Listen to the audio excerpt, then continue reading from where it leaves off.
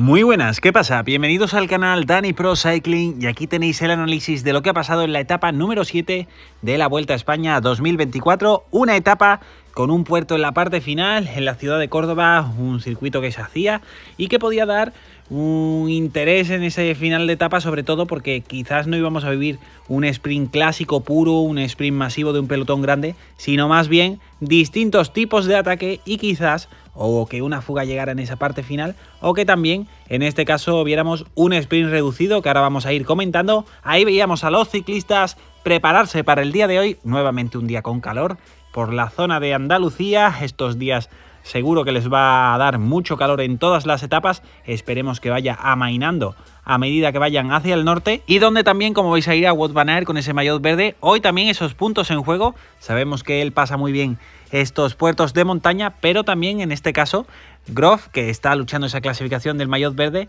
también sería interesante lo que pudiera pasar entre ellos en el día de hoy. Aprovechando también los más jóvenes para ver a sus ídolos, como aquí este muchacho dándole un dibujo a Mikel Landa, que se acercó al autobús, y también Mikel Landa se paró un momento también para firmarle y entregarle un bidón, y Ben O'Connor, que lo veíamos con esa sonrisa permanente debido a ese liderato de la Vuelta, bastante diferencia. Seguiremos analizando estos días qué es lo que ha pasado y qué es lo que podrá pasar, pero la verdad ha conseguido muchísima ventaja, una ventaja que vamos a ver si le da para conseguir la victoria en la Vuelta a España, el podio, el top 10 y a ver cuánto tiempo puede aguantar, pero lo que está claro es que en el día de ayer muchos sufrieron y que no pudieron estar a la altura de Ben O'Connor, que en el puerto final, por ejemplo, estuvo a la misma velocidad a la que subió el pelotón. Aquí tenéis el perfil de la jornada del día de hoy, 180 kilómetros, y al final el sprint, también la subida de segunda categoría, también bonificada, que se coronaba unos 25 del final. Todo preparado para la salida, se daba comienzo y un solo hombre en fuga del Euskaltel Euskadi,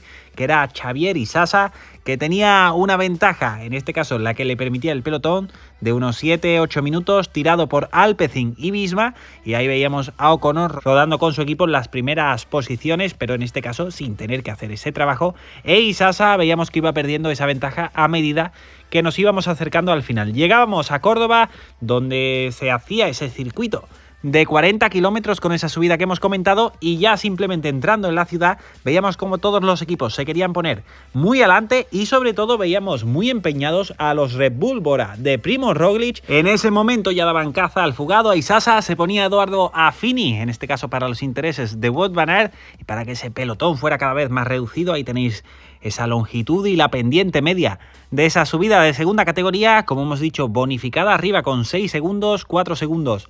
y también 2 segundos para el primero y segundo y tercero respectivamente, y los Bora se ponían a tirar, sobre todo aumentaba mucho la marcha Daniel Felipe Martínez, que aceleró, pero Roglič no vimos que atacara en ese momento. Estaba también Blasov, pero no se puso a tirar, sino que se quedó en una parte más trasera del pelotón, pero poco después sí se ponía a aumentar la marcha, en este caso Alexander Blasov, y atacaba Roglič cuando quedaban aproximadamente 1 kilómetro 300 para coronar, pero le daban caza un grupo todavía numeroso. También lo intentaron Sivakov, Van Evel y nuevamente en la parte final Primož Roglič, donde ahí sí vimos sufrir un poco a Ben O'Connor. Disputaron los segundos, que se lo llevaron en este caso Roglič, Kuss, Carapaz, y en cuarto lugar más, que se quedaba sin bonificar, caída al coronar de Groff, que estaba en un grupo trasero, unos 20 segundos del grupo principal, hacía un afilador con Nairo Quintana y se iba al suelo e iba a perder todas las opciones de disputar y también de los puntos del maillot verde, que ahora lo comentamos. Seguían los ataques, seguía a Sivakov intentándolo, los UAE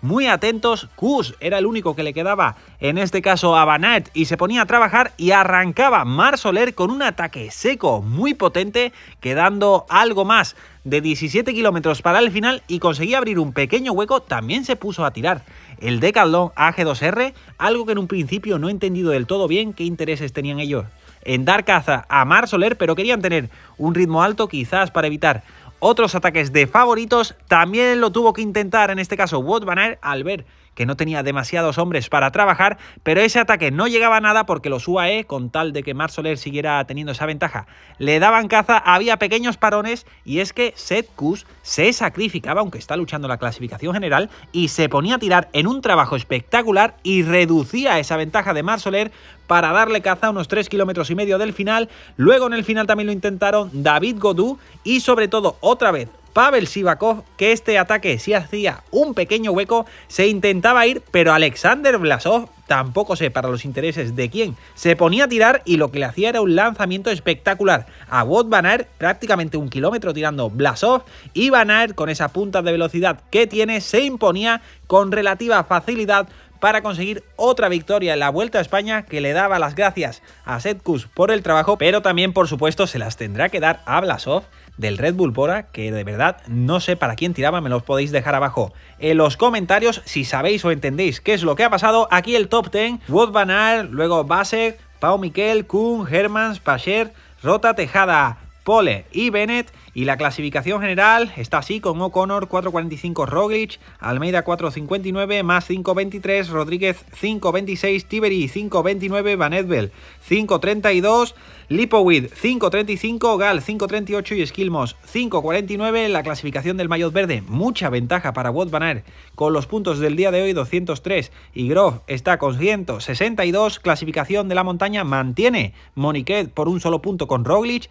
Mañana, pero sobre todo más bien pasado, va a tener muy difícil mantener este maillot de lunares azules. Clasificación del mejor joven para Tiberi, que recupera ese maillot blanco de mejor joven, y la clasificación por equipo sigue para Decathlon, más de 5 minutos con UAE y Red Bull Bora. Analizamos las etapas del fin de semana. Mañana sábado, etapa 8, 2 puertos y un final de tercera categoría que es muy interesante. Aparte hay un sprint bonificado algo antes de comenzar la subida, y ahí tenéis al detalle este puerto final, que como veis tiene algunas rampas interesantes. Quizás veamos algunos segundos aparte de la etapa para la fuga, y la etapa importante de montaña donde los favoritos se van a tener que mover para reducir esa ventaja a Ben O'Connor, la del domingo, etapa 9, 3 puertos y 2 subidas al Alto de Azayanas, que aquí lo tenéis al detalle, es muy duro y seguro que vemos ataques desde lejos. Quizás ese movimiento que hizo ayer Ben O'Connor nos vaya a dar una vuelta bastante espectacular, porque todos los que quieran ganar tendrán que ir al ataque. Hasta aquí el análisis, muchísimas gracias por estar ahí y nos vemos en el próximo vídeo.